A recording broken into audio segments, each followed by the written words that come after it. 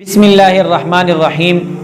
جیسے کہ مشہور ہے ماہ سفر کے حوالے سے کہ سفر کا مہینہ جو ہے یہ منحوس ہے، اور سفر کے مہینے میں ہمیں خوشی کا تقریبات بھی نہیں کرنا چاہیے، سفر کے مہینے میں شادی کا تقریبات بھی نہیں کرنا چاہیے، سفر کے مہینے میں منگنی بھی نہیں کرنی چاہیے، اور دیگر جو خوشی کا تقریبات ہے وہ بھی نہیں کرنا چاہیے۔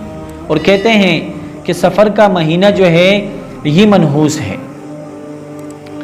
اور دوسری بات یہ ہے کہ بعض اس میں کہتے ہیں کہ سفر کے مہینے میں شل جو معذور جنات ہیں ان کا نزول ہوتا ہے، یعنی وہ آتے ہیں، تو اس لیے یہ مہینہ منحوس ہے۔